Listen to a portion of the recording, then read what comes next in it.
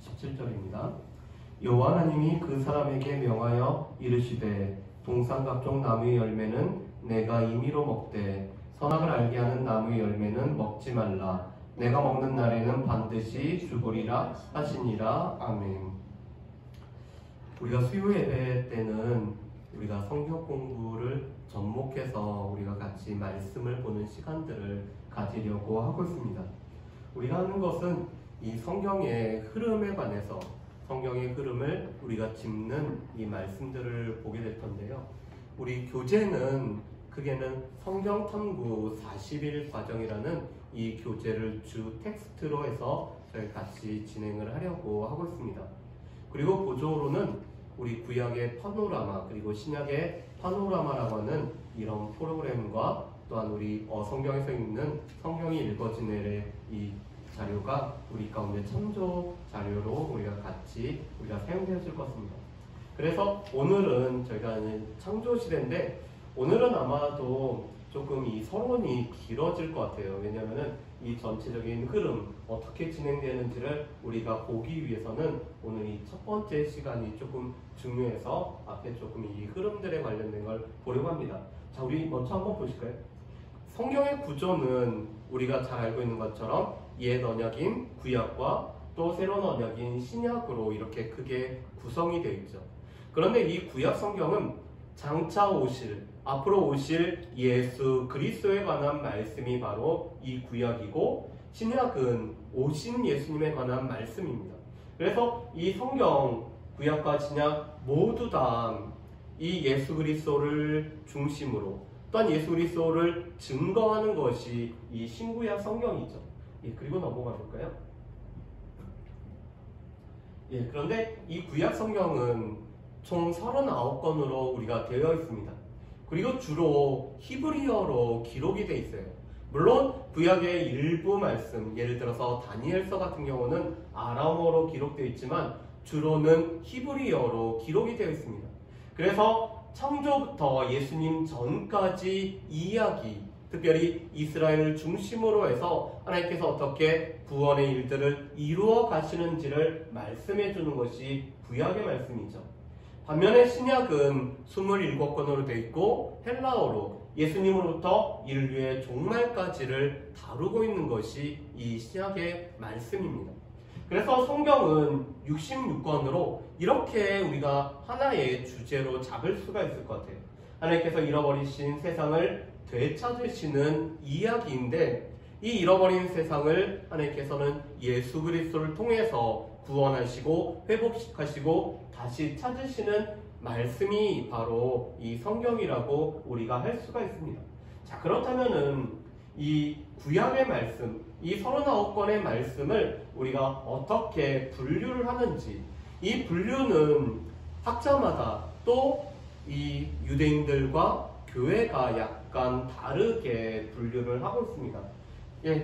우리 첫 번째로는 모세오경. 우리 유대인들은 이렇게 분류를 하세요. 모세오경과 시와 선지자라고 분류를 합니다. 그리고 또 이렇게도 분류를 할 수가 있어요. 역사서, 시가서, 선지서로 이렇게 분류를 할 수가 있습니다. 모세오경과 역사적인 말씀을 합쳐서 역사서로 이렇게 말씀을 하죠. 그런데 유대인들은 모세오경과 이 역사서를 전기 선지서라고 봅니다.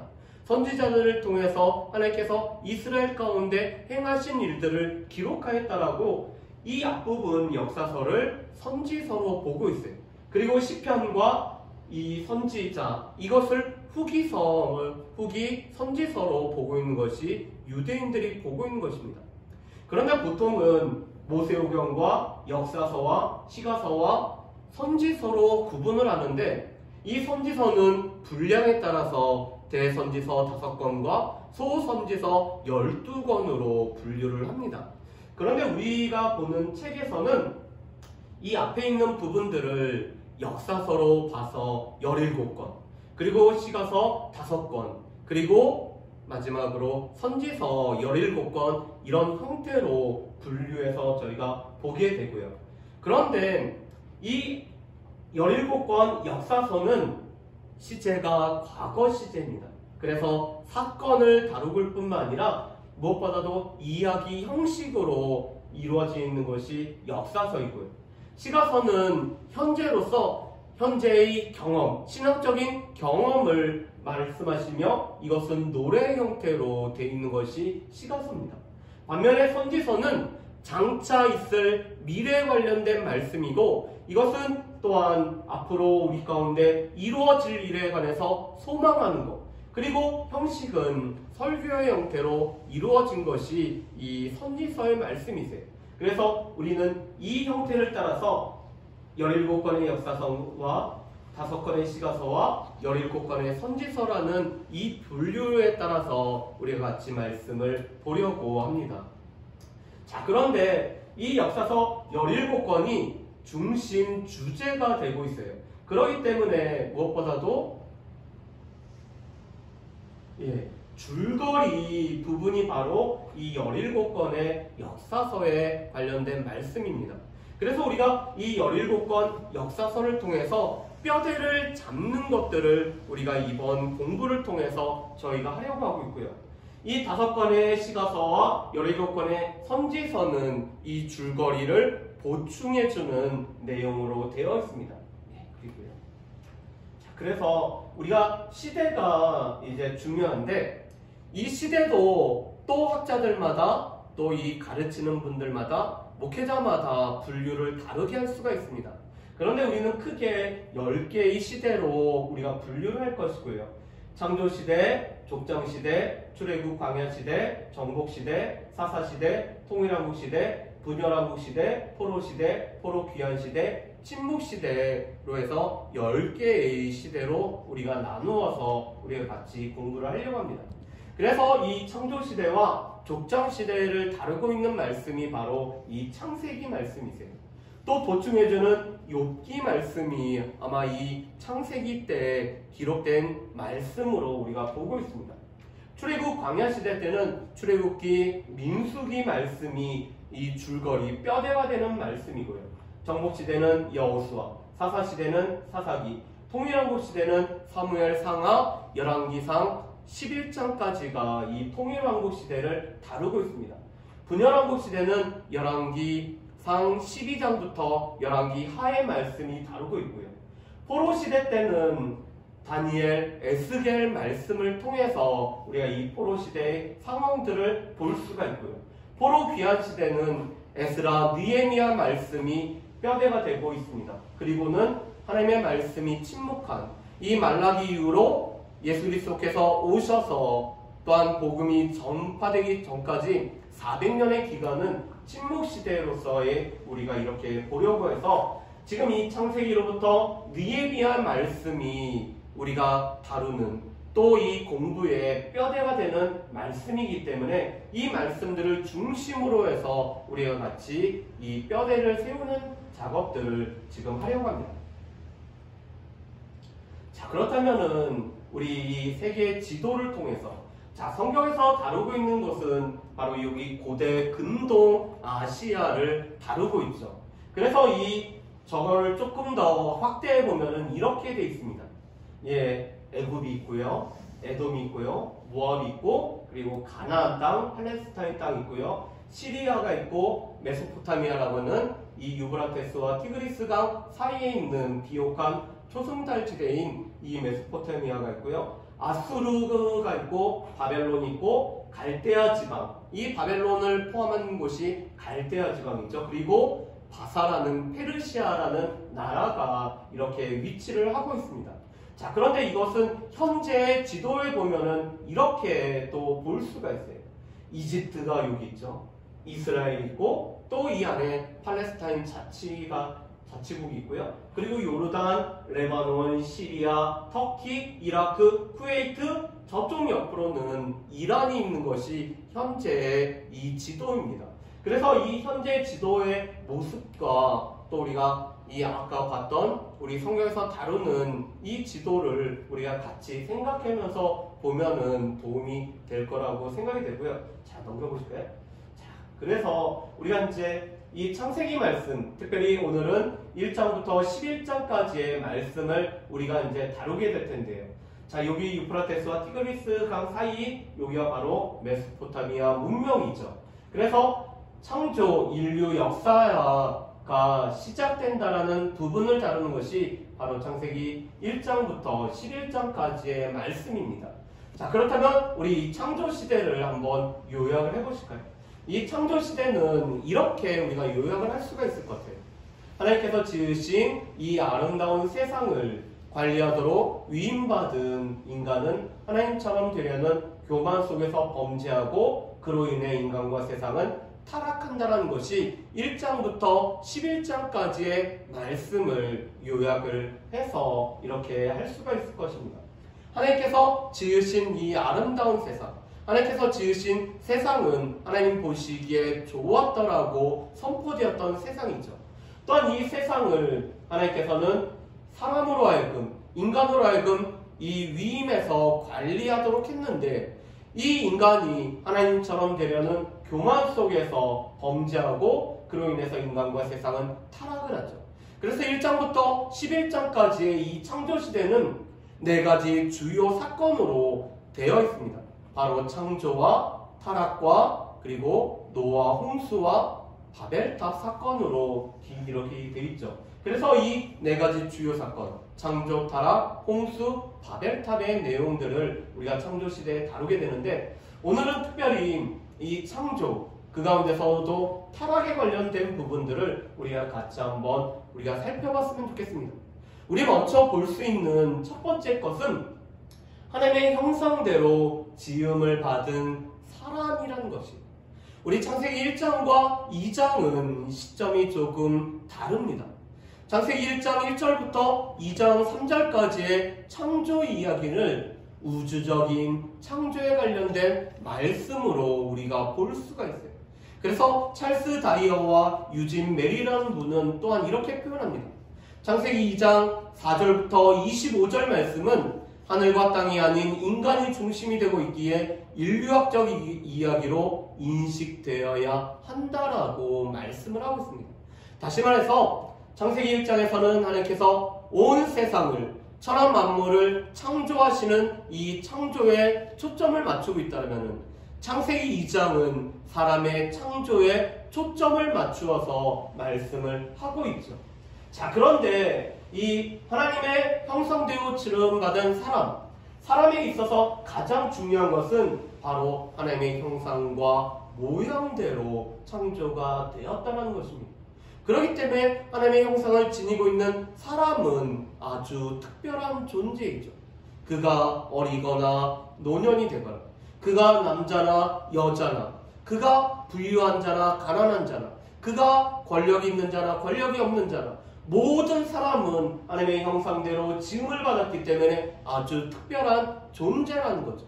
또한 사람이 특별한 이유는 하나님의 계획 가운데 삼위 하나님께서 사람을 창조하시기 전에 함께 협의하시고, 또한 사람을 어떻게 지으실 뿐만 아니라 이 사람에게 어떠한 명령을 하실지를 하나님께서 계획을 세우셨기 때문에 그렇죠. 자, 그래서 우리가 창세기 1장 26절부터 28절 말씀을 우리 한번 보겠습니다. 우리 넘겨주시겠어요? 예. 우리 1장 26절부터 28절 말씀이에요.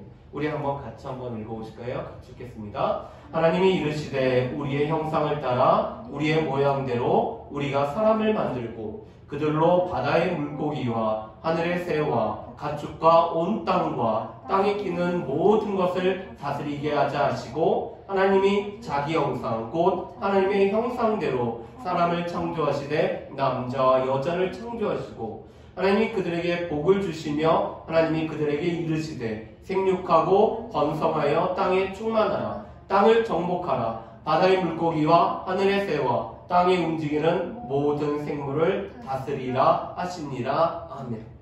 하나님의 형상은 하나님을 닮음, 다시 말해서 의와 거룩과 또한 존귀로 창조하신 것이 바로 이 하나님의 형상입니다. 그런데 이 하나님의 형상대로 지음받은 사람에게 하나님께서는 모든 것을 다스리게 하자고 하시죠. 특별히 1장 28절 말씀은 이것은 우리로 하여금 문화명령이라고 사람에게 주어진 오늘 사람에게 주어진 명령을 보고 1장 28절에는 문화명령이라고 말씀합니다. 이 컬처라는 단어가 경작하다라는 뜻에서 이 파생이 되죠. 그런데 하나님께서는 이렇게 말씀하세요. 그들에게 복을 주시며 하나님이 그들에게 이르시되 생육하고 번성할 뿐만 아니라 충만하여서 땅을 정복하고 또 모든 생물을 다스리라고 말씀을 합니다.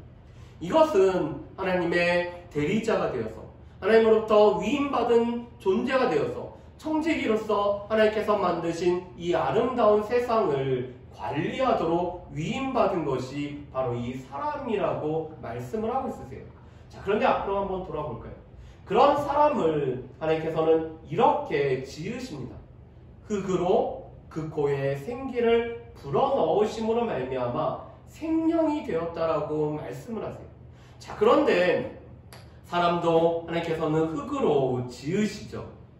그런데 19절 말씀에 보면은 각종 들짐승과 공중의 각종 새도 하나님께서는 흙으로 지으십니다.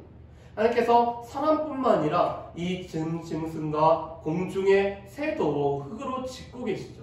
그런데 이 앞에 있는 사람을 지으셨던 2장 7절 말씀에 땅의 흙은 아주 고운 흙을 말씀을 합니다. 그래서 이것은 채로 칠 정도, 채로 쳐서 아주 고운 흙으로 지음을 받은 것이 바로 이 사람이죠. 그래서 이 사람은 흙으로 지음을 받았기 때문에 흙으로 돌아가는 것이 또 이 사람의 모습임을 보게 됩니다. 그리고 아담이란 뜻이 사람이란 뜻도 있지만 흙이라는 뜻을 가지고 있어요. 그런데 이 흙으로 지음받은 아담에게 하나님께서 그 코에 호흡을 불어 넣으셨다라고 말씀을 하시죠. 그게 바로 하나님께서 생기로 오늘 불어 넣으심을 말씀을 합니다. 그래서 사람은 생명, 리빙 빙이라고 하는 리빙 소울이라고 할 수 있는 움직이는 존재가 됨을 말씀하죠. 하나님께서 생명의 호흡을 불어넣으셨을 때 움직이는 존재가 된 것이 바로 이 사람이라고 말씀을 합니다. 그러면서 하나님께서 그렇다면 이 문화명령을 수행할 수 있는 장소를 만드세요. 그것이 바로 이 에덴이라는 동산이죠. 에덴이라는 뜻은 축복과 기쁨이라는 뜻을 가지고 있습니다. 하나님께서 이 에덴을 동산을 다스리게 하심으로 말미암아 이 에덴 동산을 경작함으로 말미암아 그것에서 기쁨을 누리게 하시고 축복을 누리게 하셔서 또 사람이 바로 하나님의 이 명령대로 살아가는 장소로 이 에덴을 만들고 계심을 우리가 볼 수가 있습니다. 이것이 바로 하나님의 형상대로 지음받은 존귀한 존재로서의 사람의 모습이죠. 자, 그런데 이 인간에게, 사람에게 하나님께서는 선악을 알게 하는 나무의 열매를 통해서 하나님께서 약속, 언약을 맺으십니다. 이것이 바로 하나님께서 맺으셨던 첫 번째 언약이었어요. 그런데 하나님께서 맺은 이 첫 번째 언약은 이렇게 하나님께서는 말씀하십니다. 선악을 알게 하는 나무의 열매는 먹지 말라라고 말씀하세요. 그리고는 그것을 먹으면은 반드시 죽으리라고 말씀을 합니다. 이 동산에 각종 나무가 있었고 그것을 임의로 먹을 수 있고 자신이 마음대로 먹을 수 있지만 이 선악을 알게 하는 나무의 열매는 먹지 말라라고 말씀하세요. 하나님께서 금하신 것은 이 단 하나 선악을 알게 하는 나무의 열매입니다. 그런데 이 선악을 알게 하는 나무의 열매 말고도 생명나무가 있었어요. 그렇다면은 사람들은 이 선악을 알게 하는 나무의 열매를 먹지 않았다면 나무의 열매를 먹었기 때문에 이 죽지 않고 하나님과 함께 영생하는 존재로 지음을 받은 것이 바로 이 사람이죠. 그렇지만 하나님께서 하지 말라는 것을 한 것을 보고 우리는 죄라고, 우리가 다음에 다시 보겠지만 이 죄라고 우리가 말씀을 할 수가 있습니다. 자, 그런데 과연 그렇다면 왜 하나님께서는 선악을 알게 하는 나무의 열매를 만드셨을까? 이것은 믿는 사람들과 믿지 않는 사람들이 다 공통적으로 고민하는 바입니다. 왜 하나님께서 도대체 선악을 알게 하는 나무의 열매를 만들므로 말미암아 그것을 먹음으로 말미암아 죄를 짓고 이 죄로 말미암아 죽음이 우리 가운데 왔다라고 생각을 하고 있어요. 그런데 이 선악을 알게 하는 나무의 열매는 이런 뜻을 가지고 있습니다. 하나님이 창조주 되심, 그리고 사람은 피조물인 것을 알게 해주는 하나의 징표가 바로 이 선악을 알게 하는 나무의 열매입니다. 왜 그렇죠? 우리 1장 28절 말씀을 다시 한번 생각해 보실까요? 하나님께서는 사람을 하나님의 형상대로 지으시고 모든 것을 다스리고 모든 것을 정복하고 땅에 생육하고 번성하여 충만하라라고 말씀을 했습니다. 그는 바로 통치권을 가지는 통치자로 살아갈 수 있는 것이 바로 이 사람이었어요. 그런데 자신은 여전히 하나님에 의해서 지음을 받은 자인 것을 알 수 있게 해주는 것이 바로 이 선악을 알게 하는 나무의 열매였습니다. 이 선악을 알게 하는 나무의 열매는 내가 누구인지, 내가 비록 다스리고 내가 또한 이곳에 충만하고 내가 번성하여서 내가 이 일들을 감당하지만 나는 피조물에 불과하고 나를 만드신 분이 계시다는 것을 알려주는 것이 바로 이 선악을 알게 하는 나무의 열매입니다. 그래서 이 선악을 알게 하는 나무의 열매는 과연 누가 왕인지를 우리에게 물어보는 것이, 하나님께서 참다운 왕이신데, 하나님께서 왕으로서 다스리시는데 그 하나님의 이 다스리심을 우리는 위임받은 존재에 불과한 것을 알려주는 것이 선악을 알게 하는 나무의 열매입니다.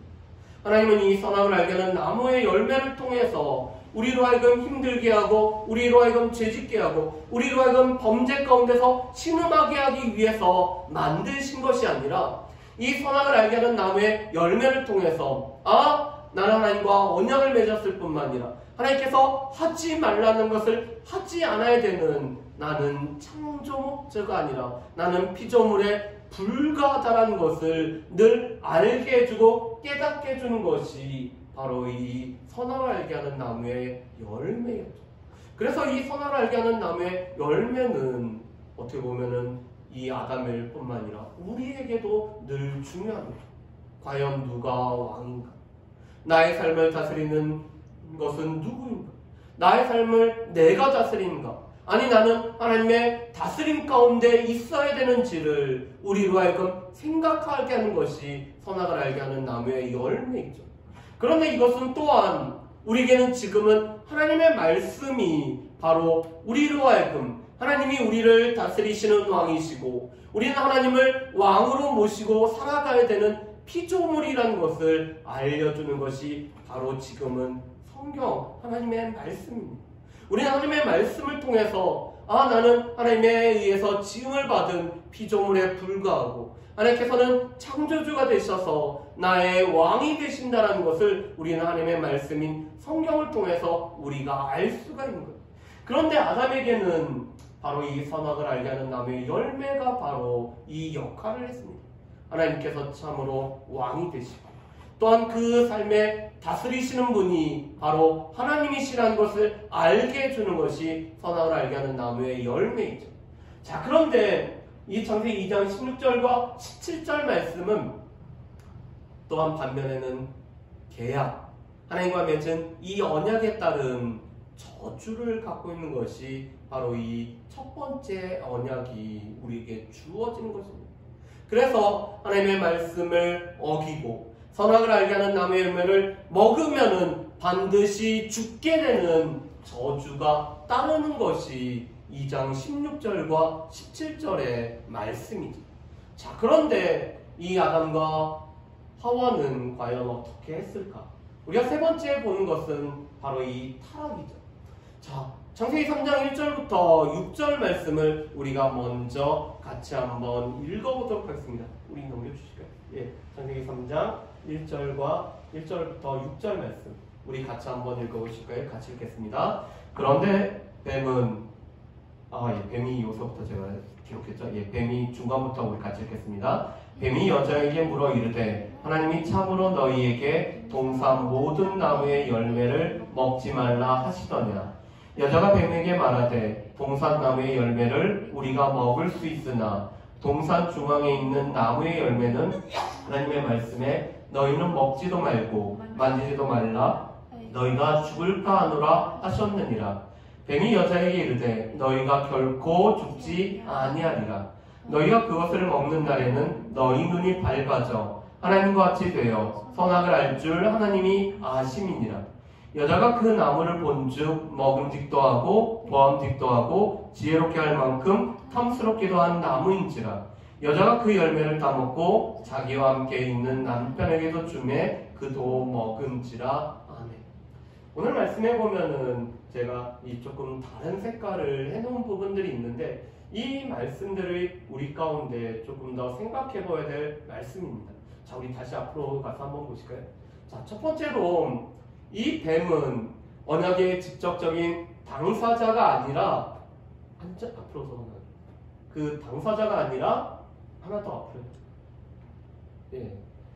직접 당사자인 아담이 아니라 하와에게 오고 있죠.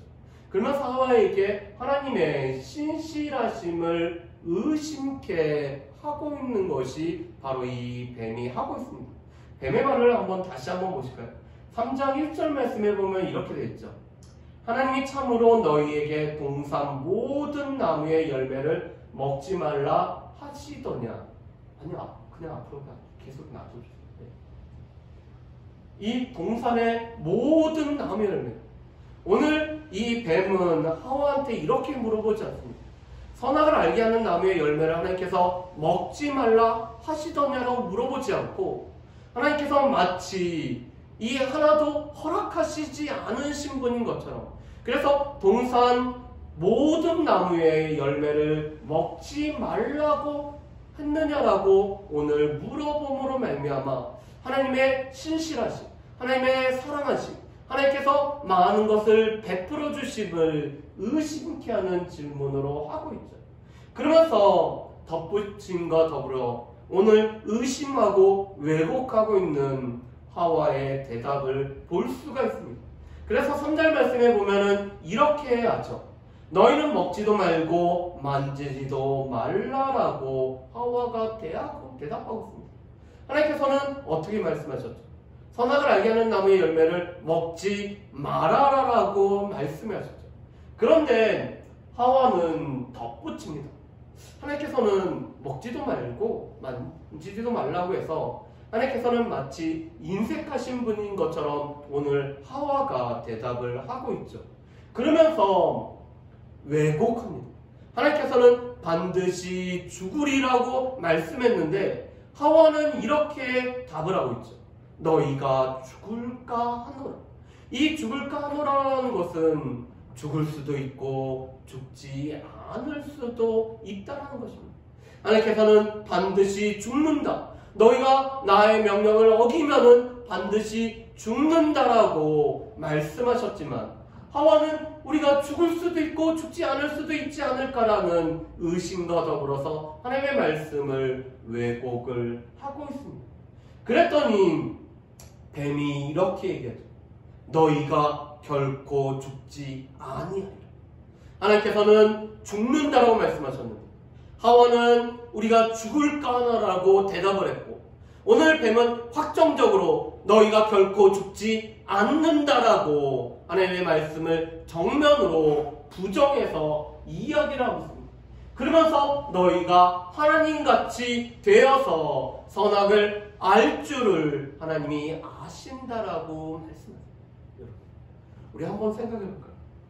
아담과 하와가 지음을 받았을 이 창조의 시대에 선악을 아는 것들이 필요했을까요? 아담과 하와가 선악을 알 필요가 있는 존재였을까요? 아담과 하와는 모든 것이 선임, 모든 것이 좋은, 하나님 보시기에 좋은 세상에 살고 있었기 때문에 이 선 가운데 살고 있었기 때문에 그들은 선악을 구별하는 것이 무의미했습니다. 그뿐만 아니라 하나님께서 함께 하시는 하나님께서 인도하심에 따라서 살아가면은 그 자체가 선이기 때문에 특별히 선악을 구별할 필요가 없었습니다. 그런데 오늘 이 뱀은 이렇게 얘기합니다. 너희가 하나님처럼 되면은, 너희가 하나님같이 되어서 너희가 선악을 구별할 수 있는 존재, 그래서 너희가 마음대로 살아갈 수 있는 존재, 너희의 삶은 너희 것이고 너희가 너희 자신의 왕이 되는 삶을 살아갈 수 있어라고 하와에게 유혹하고 미혹을 하고 있죠. 하나님처럼 되라.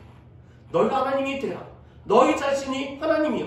너희 인생의 주인은 너희야. 너희가 너의 삶을 모든 것을 다스리고 모든 것을 할 수 있는 것은 너희야 라고 이야기하는 것이 바로 이 뱀의 이야기죠. 그랬더니 6절 말씀에 보면은 여자가 그 나무를 본즉 먹음직도 하고 보암직도 하고 지혜롭게 할 만큼 탐스럽기로 한 나무였습니다. 전에는 선악을 알게 하는 나무의 열매를 보더라도 이게 특별하게 다가오지 않았어요.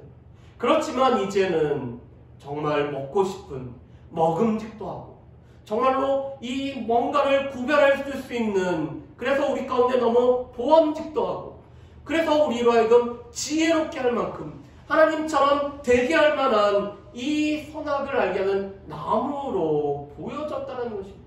그래서 자신이 먹고 남편에게도 주어서 아담이 이것을 먹은 것이 바로 이 죄죠.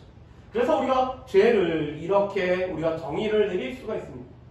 죄라는 것은 하나님의 말씀을 고의적으로 어김, 하나님의 말씀에 불순종한 것을 성경에서는 죄라고 말씀합니다.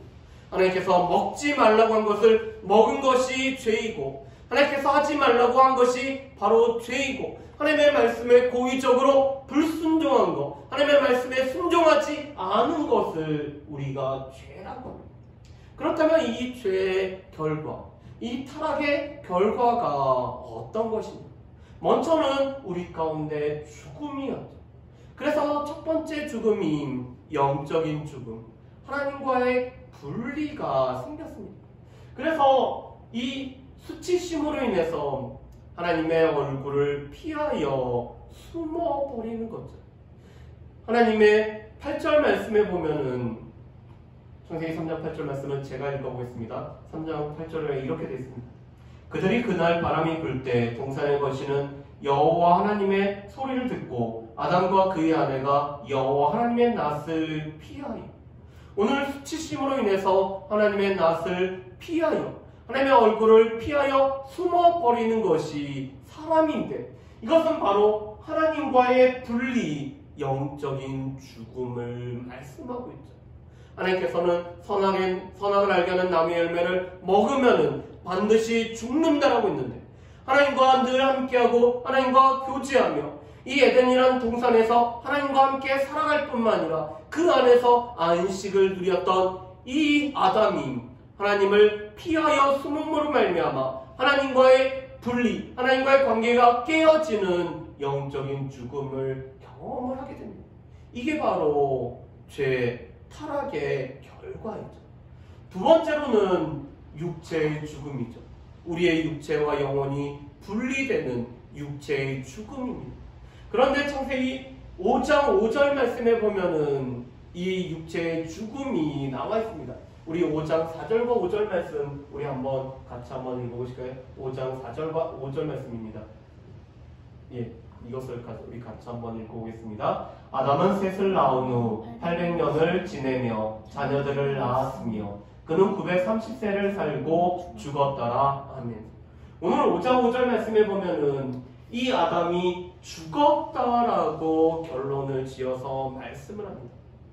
어떻게 보면은 아담은 이 선악을 알게 하는 나무의 열매를 먹고 반드시 죽는다라고 했는데, 자신이 하나님으로부터 분리되어지는 영적인 죽음은 경험하지만 육체의 죽음은 경험을 하지 못하죠.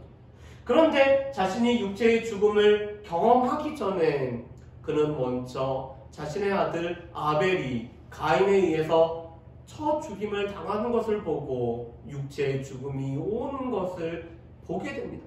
그리고 실제적으로 아담 또한 죽었다가 그가 자녀를 낳고 오랜 세월 살았지만 그는 이 죄의 결과로 말미암아 이 하나님의 선악을 알게 하는 나무의 열매를 따먹음으로 말미암아 그는 결국에는 죽는다라는 이 육체의 죽음을 경험하게 됨으로 말미암아 이 타락의 결과, 타락으로 인해서 이 육체의 죽음이 옴을 경험을 하는 거죠.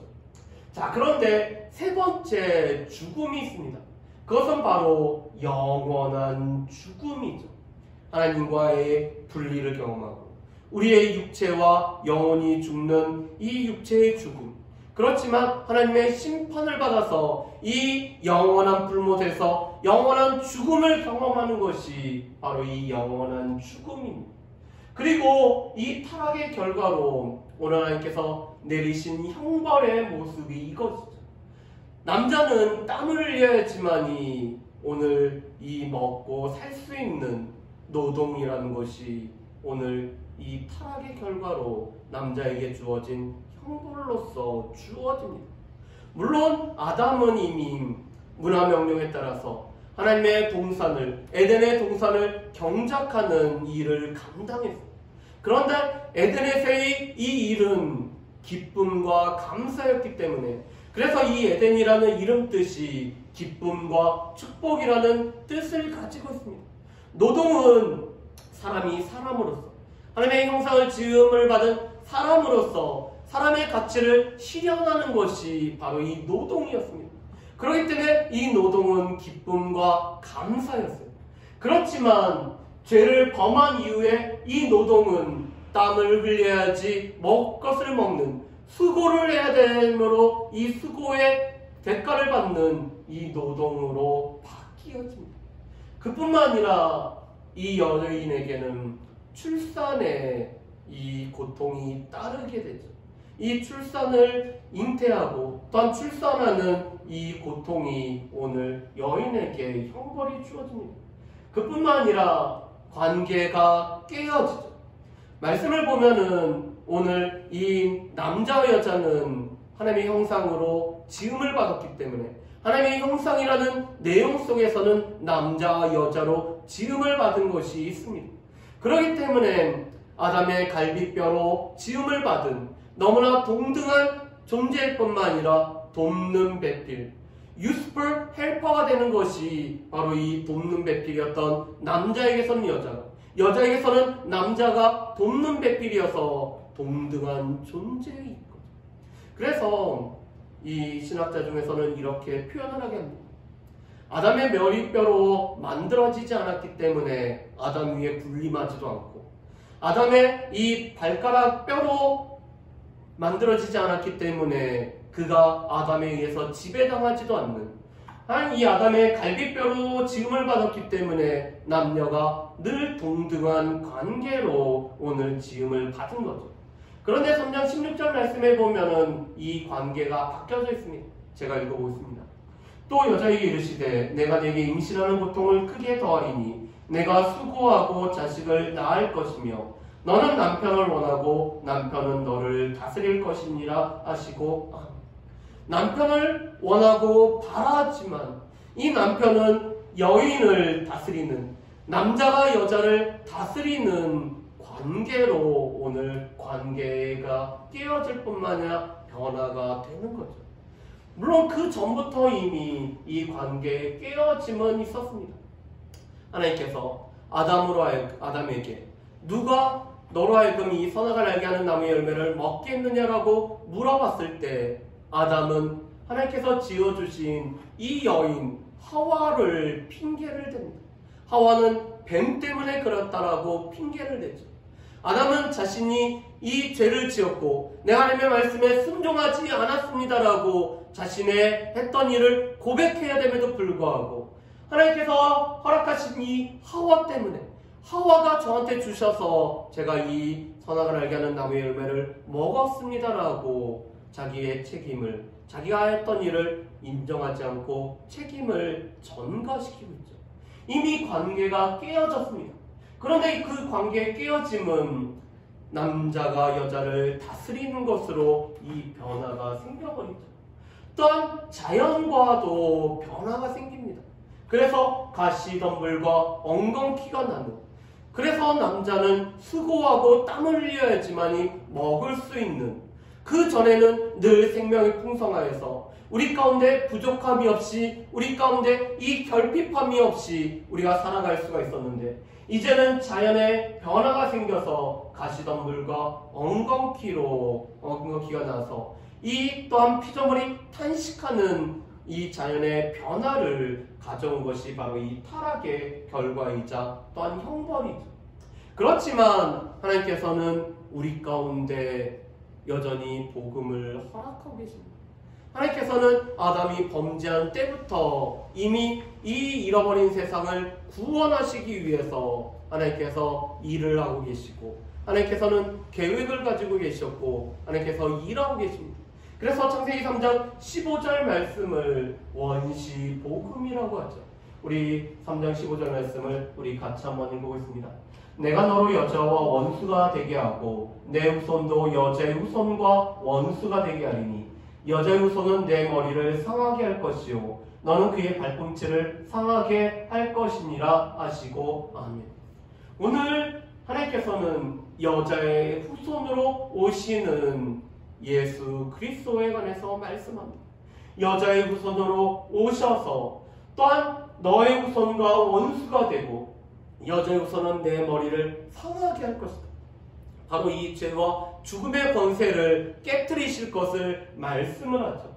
그렇지만 너는 그의 발꿈치를 상하게 함으로 말미암아 예수님을 십자가에 못 박아서 마치 승리를 거둔 것처럼 했지만 그것은 단지 발꿈치를 상하게 하는 것에 불과하고 내 머리를 상하게 하시는 여자의 후손이 오실 것을 약속으로 주고 계십니다. 그렇기 때문에 아담은 여자의 후손으로 오시는 일을 기다리죠. 그래서 처음 아들을 낳고 가인이라고 지은 이유가 보라 아들이라는 뜻입니다. 가인을 짓고 나서는 그래 이가 하나님께서 약속하신 여자의 후손이 아닐까? 그렇다 보라 아들이라고 이렇게 이름을 짓고 있습니다. 이것은 바로 여자의 후손으로 오실 약속하신 메시아 예수 그리스도를 바라보게 하는 것이어서 그래서 우리 가운데는 복된 소식인 그래서 복음인 원시 복음이라고 말씀하죠. 그뿐만 아니라 하나님께서는 이 여자의 후손을 통해서 하나님께서 일하실 것을 보여주는 구체적인 예로 이 가죽옷으로 오늘 사람에게 오늘 지어 입히고 계십니다. 이 아담과 하와는 무엇보다도 이 범죄 후에 벌거벗은 자신의 모습을 수치스러워하기 때문에 무화과 잎으로 이 가리는 옷을 만들죠. 그렇지만 이 무화과 나무의 잎은 얼마 가지 못합니다. 그런데 오늘 하나님께서는 가죽옷을 지어 입히심으로 말미암아 오늘 피를 흘려야지만이 죄사함이 있는 이 원리를 우리에게 말씀하십니다. 이 죄라는 것은 다른 어떤 것으로 용서함을 받을 수 없고 오직 이 죄는 피를 흘려야지만이 용서함을 받을 수가 있는데 오늘 이 동물을 오늘 피를 흘리게 하시고 또한 그 가죽옷을 입히심으로 말미암아 여전히 아담과 하와에게 은혜를 베풀어 주시는 하나님의 은혜를 보여주고 계십니다. 자, 그렇다면 오늘 말씀을 한번 정리를 한번 해볼까요? 말씀을 정리해보면 이렇게 정리를 할 수가 있습니다. 먼저 사람은 하나님의 형상대로 지음을 받았기 때문에 존귀한 존재이죠. 그래서 아담도 자신의 형상을 따라서 자녀를 낳았다라고 말씀합니다. 하나님의 형상이 훼손이 되었지만 여전히 우리는 하나님의 형상대로 지음을 받았기 때문에 존귀한 존재가 바로 이 존귀한 사람이 바로 우리 사람이라는 거죠. 그런데 이 존귀한 사람은 무엇보다도 하나님으로부터 이 문화명령, 다스리고 땅에 번성하고 충만하는 이 명령을 받은 존재가 바로 이 사람입니다. 그런데 하나님께서는 이 선악을 알게 하는 나무의 열매를 통해서 우리는 하나님의 다스림을 받는 우리는 하나님의 피조물이고 하나님께서 우리의 왕이라는 것을 선악을 알게 하는 나무의 열매를 통해서 우리에게 보여주고 계십니다. 그래서 우리는 늘 선악을 알게 하는 나무의 열매, 지금은 하나님의 말씀을 통해서 우리는 하나님의 다스림을 받는, 하나님께서 우리를 다스리시는 분이라는 것을 우리는 늘 기억하면서 우리가 살아가야 됩니다. 그런데 세 번째로는 하나님의 말씀에 대한 불순종이 죄이죠. 선악을 알게 하는 나무의 열매를 먹지 말라라고 했으면 이 먹지 않았다라면 영생하는 존재로서 우리가 살아갈 수가 있습니다. 그런데 하나님의 말씀에 대해서 불순종했기 때문에 죄가 세상으로 들어왔고, 한 사람의 범죄로 말미암아 죄가 세상에 들어왔고, 이 죄로 말미암아 사망이 들어온 것이 바로 이 죄의 결과였습니다. 그렇지만 하나님의 은혜는 계속되고 있죠. 하나님께서 복음을 우리에게 선포하시고 이 복음을 붙잡고 살아가게 하시고, 또한 눈에 보이는 가죽옷을 입히심으로 말미암아 여전히 하나님의 은혜를 거두어 가시지 않고 하나님의 은혜가 계속되고 있음을 우리에게 보여주고 있습니다. 그래서 여전히 우리의 삶에 필요한 것은 하나님의 은혜, 하나님께서 우리가 자격이 없음에도 불구하고 우리에게 베풀어 주시는 은혜를 우리가 누리며 이 은혜를 붙잡고 살아가는 것이 우리 가운데 필요함을 보게 됩니다. 이것이 바로 창조시대의 창조와 타락에 관련된 말씀인 것을 보게 됩니다.